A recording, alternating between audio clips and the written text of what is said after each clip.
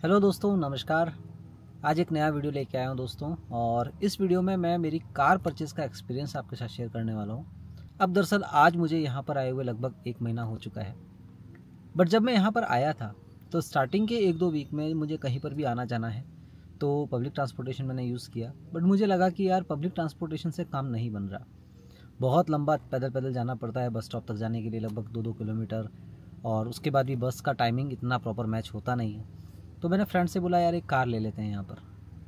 अब न्यू कमर हैं तो आपके पास बजट इतना होगा नहीं। तो उस केस में सबने सजेस्ट किया कि यार 5 से 10 हज़ार के बजट में अच्छी कार मिल जाती है। मार्केट प्लेस में थोड़ा खोजना। अब market place in the sense Facebook market place, एक डिसेंट सी कार मिल जाएगी। फिलहाल तेरा काम निकल जाएगा, तू ले ले। बट फिर सबने ये भी बोला कि कार लेने से पहले तुझे तो यहाँ का लाइसेंस लेना पड़ेगा, यानी कि कैनेडियन लाइसेंस लेने के बाद में कार लेना पॉसिबल है। अदरवाइज़ क्या आप इंडियन लाइसेंस पे ले सकते हैं? इसका जवाब किसी के पास नहीं था। तो फिर क्या किया दोस्तों, मैंने भी थोड़ा सा खोजना शुरू किया।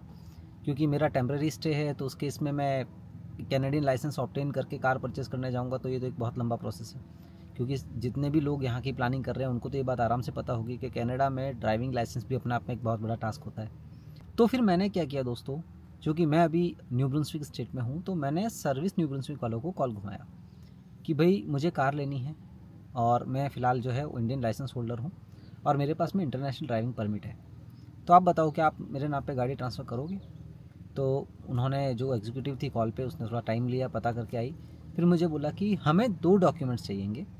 एक आपके नाम पे एड्रेस प्रूफ, दूसरा जो है वो आपको इंश्योरेंस होना चाहिए, यानी कि जो भी आप गाड़ी लेने वाले हैं उस गाड़ी का आपके नाम के ऊपर में इंश्योरेंस होना चाहिए।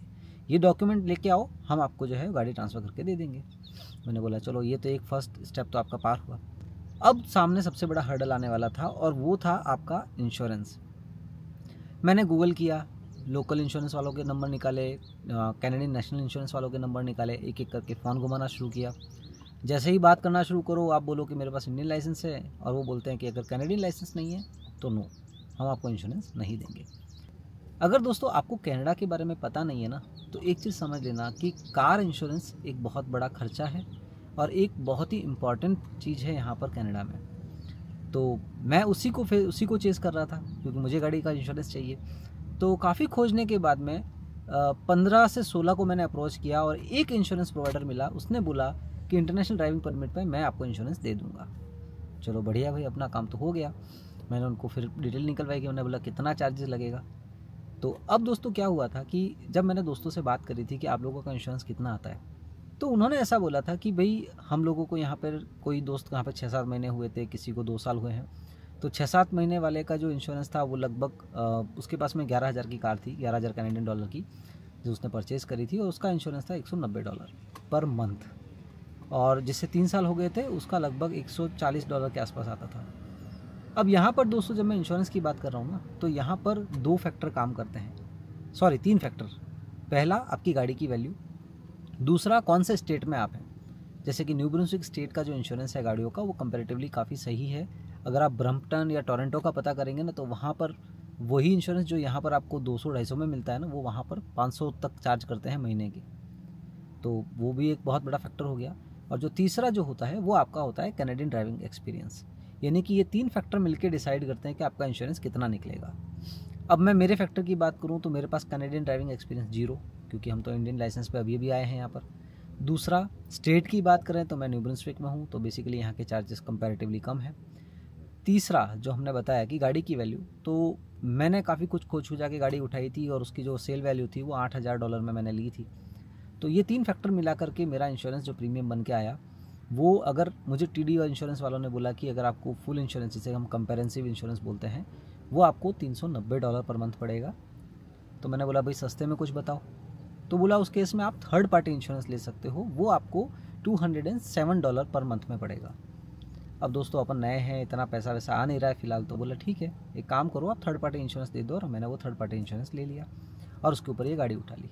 अब थोड़ी इंडियन मेंटालिटी से भी हम सोचते हैं कि यार ठीक है, $6-7 हज़ार की गाड़ी ले रहा हूँ तो कुछ खचपच हो गया तो समझेंगे, कुछ भी टूट फाट गया तो अपने हिसाब से रिपेयर करा देंगे, क्योंकि कॉस्टली कार नहीं है। तो ऐसे में कंपेरेटिव इंश्योरेंस जो बम्पर टू बम्पर हम बोलते हैं या जो भी हमारे टर्म्स में बोलें, उसकी फ़िलहाल मुझे ज़रूरत नहीं है। हाँ, जब कैनेडियन लाइसेंस अगर नियर फ्यूचर में मैं लेता हूँ तो उसको उसमें अपडेट करवा सकते हैं। तो उसके हिसाब से प्रीमियम भी जो है वो मेरा प्लस माइनस होगा, माइनस होगा, प्लस तो नहीं होगा।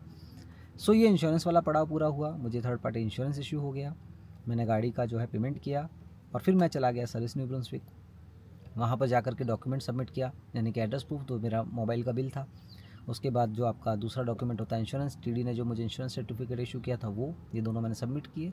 और गाड़ी की आरसी जो होती है, यहाँ पर एक पेपर आरसी सिंपल जो कागज़ आता है, जो आप परचेज़ करते हो तो उसके बैक साइड में सेलर साइन करता है कि मैं बेच रहा हूँ और बायर साइन करता है कि मैं ले रहा हूँ, तो वो एक पेपर आपको ले जाना होता है। यहाँ पर सेलर को आपके साथ न्यू ब्रुंसविक आने की ज़रूरत नहीं है, यानी कि सर्विस कनाडा जो है स्टेट का ऑफिस, वहाँ पे आने की ज़रूरत नहीं है, सिर्फ बायर जाएगा वो डॉक्यूमेंट ले करके। और अब जो यहाँ पर एक सबसे बड़ा दाव आता है वो आता है ट्रांसफ़र फ़ी। दोस्तों ट्रांसफ़र फ़ी भी यहाँ पर जो है हर स्टेट की अलग अलग है। सो अगर मैं न्यू ब्रुंसविक की बात करूँ तो ये आपका जो गाड़ी का वैल्यूएशन है उसका 15% आपसे लेते हैं एज ए ट्रांसफ़र फ़ी। अब यहाँ पे जो वैल्यूएशन है ना उसके आगे स्टार मार्क कर देता हूँ दोस्तों। वैसा क्यों? क्योंकि वैल्यूएशन वो लोग आपकी परचेस प्राइस से नहीं देखते हैं, वो लोग दो चीज़ों के बीच में कंपेयर करते हैं। पहला हो गया आपकी परचेस प्राइस, यानी कि आपने कितने में ली है। दूसरा हो गया उनके सिस्टम में इस गाड़ी की मार्केट प्राइस क्या दिखा रही है।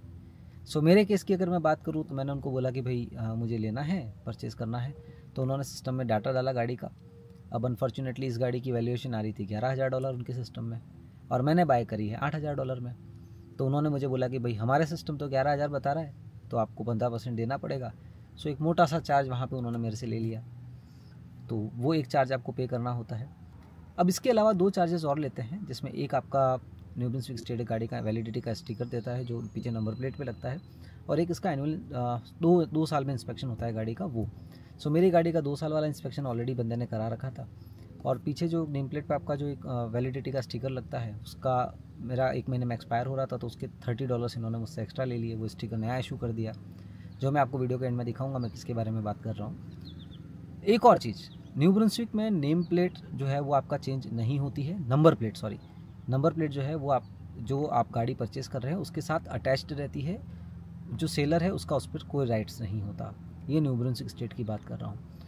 बाकी स्टेट्स में कैसा होता है कि जो नंबर प्लेट है वो सेलर के साथ में अटैच्ड होती है, ना कि गाड़ी के साथ। तो सेलर ने आपको गाड़ी बेची, वो नंबर प्लेट खोल के ले जाएगा अपने साथ, आपको नई नंबर प्लेट लेके अपनी गाड़ी पे लगानी होती है।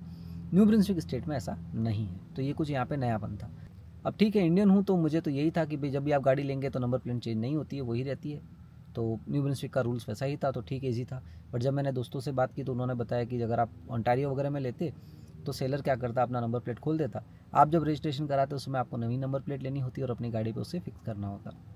अच्छा, इसका भी एक चार्ज होता है दोस्तों, तो लकीली न्यू ब्रुंसविक को वो पैसा बच गया, मेरे हिसाब से $50 के आसपास का उसका भी कुछ चार्ज होता है। एग्जैक्ट फिगर मुझे नहीं पता, बट हाँ इसके नियर बाई होता है।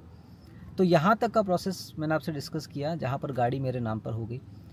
अब नियर फ्यूचर में आप आते हो यहाँ पर गाड़ी लेते हो, थर्ड पार्टी इंश्योरेंस में आपने गाड़ी भी उठा ली इंडियन लाइसेंस के ऊपर, अब आप बोलते हो कि भाई मेरा तो कैनेडियन लाइसेंस आ गया है, तो क्या मैं टीडी वालों को बोल करके मेरा इंश्योरेंस जो है वो अपडेट करा सकता हूँ प्राइस? नहीं दोस्तों, टीडी वालों से जब इंश्योरेंस लिया ना तो उन्होंने एक ही बात बोली थी कि आपका कैनेडियन लाइसेंस आने के बाद में आप फ़ोन करना, हम सिस्टम में अपडेट कर लेंगे, बट अभी एट प्रेजेंट ऑनगोइंग इंश्योरेंस में आपका प्राइस कम नहीं होगा। तो उस केस में आपको थोड़ा सा एक्सरसाइज करना होता है कि उस वक्त क्या कीजिए, जैसा ही आपका कैनेडियन लाइसेंस आता है आप ये जो एग्जिस्टिंग इंश्योरेंस इसे डिसकंटिन्यू कर दीजिए, दोबारा से पूरे मार्केट में थोड़ा क्वेरी डालिए कि अब ये मेरा कैनेडियन लाइसेंस है, ये मेरी गाड़ी की परचेज़ है, इसका मुझे इंश्योरेंस चाहिए, नए कोटेशंस लीजिए, और जो भी आपको इकोनॉमिकल पड़ता है उससे में आप कंपेटिटिव प्राइस मिल सकता है आपको कंपेरेटिव इंश्योरेंस का, तो उस इंश्योरेंस के आधार पे आप अपनी गाड़ी का नया इंश्योरेंस ले सकते हैं। तो अब तक के इस वीडियो में मैंने आपका एक सवाल का बहुत अच्छे से जवाब दिया है कि क्या इंडियन लाइसेंस के ऊपर गाड़ी ले सकते हैं, तो जी हाँ बिल्कुल ले सकते हैं। उसके अंदर जो हर्डल आती है वो आती है इंश्योरेंस की, तो वो कहाँ से लेना है, तो टीडी इंश्योरेंस आपको इंश्योरेंस प्रोवाइड करता है, बीइंग एन आउटलैंडर यानी कि बीइंग एन इंटरनेशनल ट्रैवलर। तो अगर आपका इंडियन लाइसेंस है तो उसके ऊपर वो आपको इंश्योरेंस दे देते हैं। तीसरी बात, अगर आपका इंश्योरेंस आपने एक बार ले लिया है इंटरनेशनल ड्राइविंग परमिट पर और उसके बाद में जब आपका कैनेडियन लाइसेंस आता है तो क्या टीडी इंश्योरेंस प्राइस कम करेगा, तो नहीं, तो उस केस में आपको दोबारा से नए कोटेशन लेके किसी दूसरे में स्विच करके अच्छे रेट में इंश्योरेंस ले लेना होता है, वो आप इजीली ले सकते हो, उसका कोई इशू नहीं है दोस्तों। अब बात आती है गाड़ी लेनी कहाँ से, गाड़ी कैसे ली ये समझ लिया, अब गाड़ी कहाँ से लेनी है, तो उसका मैंने भी थोड़ा सा रिसर्च किया। तो बेसिकली आपके पास 3 ऑप्शंस होते हैं, एक तो आप डीलर्स के पास जाइए, दूसरा आप मार्केट प्लेस पे खोजिए, और तीसरा यहाँ पे एक पॉपुलर साइट है केजीजी। अब केजीजी में थोड़ा प्राइसिंग और लोग बोलते हैं कि थोड़ा मतलब इतना सही नहीं है कंपैरेटिवली मार्केट प्लेस के। अल्टरनेटिव जो हमने बताया कि डीलर्स, तो बीइंग ए न्यू कमर अगर मैं डीलर के पास जाता हूँ दोस्तों, तो 10,000 तक के अंदर में मुझे कोई इतनी ढंग की कार देखने को नहीं मिलेगी। इवन माउंटेन के डीलर्स की बात करूँ तो उनके पास 10,000 में एक आधी कार थी, और वो भी मैनुअल गियर वाली, तो वो मुझे नहीं चाहिए थी। अगर आप इंडिया से इस वीडियो को देख रहे हैं तो आपको एक बात ज़रूर जाननी होगी कि कनाडा में मोस्टली लोग जो है वो ऑटोमेटिक गाड़ियाँ चलाते हैं। मैनुअल शिफ्ट गियर यहाँ पे बहुत कम लोग यूज़ करते हैं। तो ठीक है, मेरे को मैनुअल वाले दिख रही थी, मैं बोला नहीं लूँगा डीलर से। तो मेरे केस में भी जब डीलर से बात नहीं बनी ना दोस्तों, तो फिर मैंने फेसबुक मार्केट प्लेस खोजा, और मुझे 2 वीक लगे खोजने में। काफ़ी सारी गाड़ियाँ शॉर्टलिस्ट की, सबको मैसेज किए, उनकी गाड़ियाँ देख के आया, और फाइनली मुझे ये गाड़ी जो है वो 2 वीक की थोड़ी एक्सरसाइज के बाद एक अच्छी गाड़ी देखने को मिली। तो मैंने $8,000 में निसान की अल्टीमा जो है वो परचेज़ कर ली। अच्छा भाई, हो सकता है इसी वीडियो के दौरान आपको एक दिमाग में कीड़ा उछा हो और वो बोल रहा हो कि भाई हमने वीडियोस देखे हैं कनाडा में तो डीलर से 1-2% की रेट पर आपको कार का लोन दे देते हैं, जो कि मुझे भी पहले ऐसा ही पता था, कुछ वीडियो देखे थे। बट दोस्तों, जब यहाँ पे आया ना, और जब मैं कार शोरूम्स को और कुछ लोकल डीलर्स को विज़िट किया, तो पता लगा कि भाई साहब इंटरेस्ट रेट अब यहाँ पर 9.99% है। तो ऐसे में कार लोन पे लेना तो भाई सोचना भी मत, बहुत ज़्यादा हो जाता है। अनटिल अनलेस आपके पास बड़ी दमड़ी घर पे पड़ी है, बहुत सारा पैसा पड़ा है, और आप गाड़ी की जो वैल्यू है उसका 50-60% जो है वो एज ए डाउन पेमेंट पे कर दो, और बचा कुचा अमाउंट है वो लोन के ऊपर ले लो, और वो भी जल्दी शॉर्ट क्लोज कर दो, तो वो वायबल हो सकता है आपके लिए। बाकी आपकी गणित, आपकी कैलकुलेशन, आप चाहें तो परचेज़ कीजिए, बट मेरे हिसाब से अब उस सिनेरियो में कार परचेज़ करना लोन पर कहीं दूर दूर तक वायबल नहीं है। हाँ, अगर आपका क्रेडिट स्कोर अच्छा है, बहुत ही अच्छा है, तो उस केस में कुछ कम हो सकता है, बट वो भी आपका 6-7% तक जाता है। इतना ज़्यादा डाउन अभी भी इंटरेस्ट रेट नहीं होता है यहाँ पर। अच्छा, क्रेडिट स्कोर को भी अगर आपको नहीं पता है तो थोड़ा बता दूं दोस्तों, कनाडा में क्या है कि कैश का ट्रांजैक्शन लोग ज़्यादा नहीं करते हैं। यहाँ पर हर जगह पेमेंट क्रेडिट कार्ड से करते हैं, अपना क्रेडिट स्कोर बिल्ड करते हैं। जितना अच्छा क्रेडिट स्कोर होगा उतना ही आपको मकान लेने में ईजी रहेगी, गाड़ी लेने में ईजी रहेगा। ज़्यादा क्रेडिट स्कोर मतलब आप ज़्यादा फाइनेंशियली स्टेबल हैं, और उस केस में आपको लोन भी कम इंटरेस्ट रेट में मिल जाता है। सो दोस्तों, अगर आप अभी में कनाडा आने का प्लान कर रहे हैं और आपके पास अभी कैनेडियन लाइसेंस नहीं है और आप कार ख़रीदने का सोच रहे हैं, और आपके दिमाग में कई सारे क्वेश्चंस आ रहे होंगे जो मेरे दिमाग में भी आए, और मैंने उनके आंसर्स जो है वो एक्यूमुलेट करके आपके सामने रख दिए। तो आई होप सारे ही आपके डाउट्स क्लियर हो चुके होंगे अब तक। अब थोड़ा सा कार भी आपको दिखा देता हूँ जो मैंने परचेज़ करी है दोस्तों। हाँ, एक बात, यहाँ पर मैनुअल ट्रांसमिशन की कारें बहुत कम लोग लेते हैं, तो मैंने भी ऑटोमेटिक कार ही ली है। फिलहाल आपको छोटा सा दिखा देता हूँ कार कैसी है। आई होप आपको कार भी पसंद आए, आई होप मेरा वीडियो भी आपको पसंद आए। सो कार का वीडियो के साथ साथ ही मैं इस वीडियो को एंड भी कर दूंगा, और अगर आपको वीडियो सही में पसंद आया दोस्तों तो लाइक, सब्सक्राइब और शेयर करना ना भूलें। उससे मुझे पता लगेगा कि आगे भी इस तरह के वीडियो आपके सामने लाते रहना है, और एक अच्छा सा कमेंट लिखेंगे तो थोड़ा मोटिवेशन भी मिल जाएगा। सो चलिए चलते हैं, कार देखते हैं। आप देख सकते हैं ये कार है यहाँ पर। अब तो इंडिया में भी ऑटोमेटिक काफ़ी सारे आ चुके हैं मॉडल, तो ऐसा कुछ है नहीं, सनरूफ के साथ है। अच्छी गाड़ी मुझे मिल गई है। तो ये यहाँ पर आप देख सकते हैं आगे से कंडीशन तो फ़िलहाल मुझे अच्छी मिल गई है। और यही चीज़ मैं बताना चाहता हूँ कि लगभग आप अगर 5 से 10 हज़ार के बजट में अच्छी खासी कार आपको यहाँ पर न्यू ब्रंसविक में फ़िलहाल मिल जाती है। हाँ, एक और बात कि न्यू ब्रंसविक के अलावा दोस्तों अगर मैं बात करूँ ओंटारियो की या फिर PEI की, तो इन बाकी स्टेट्स में उल्टा आपको ज़्यादा अच्छी कार मिल जाएगी इस बजट में। न्यू ब्रंसविक में कार की थोड़ी शॉर्टेज है, तो ऐसे में थोड़ा कॉस्टिंग ज़्यादा है as compare to other states. But हाँ, बीइंग ए न्यू कमर आप इस प्राइस में अच्छी सी कार परचेज़ कर सकते हैं, और वही मैंने आपको पूरा डिटेल में यहाँ पे शेयर किया है। तो चलिए इसी के साथ इस वीडियो का एंड करता हूँ। आई होप आपको वीडियो पसंद आया होगा। लाइक, सब्सक्राइब और शेयर करना ना भूलें। धन्यवाद।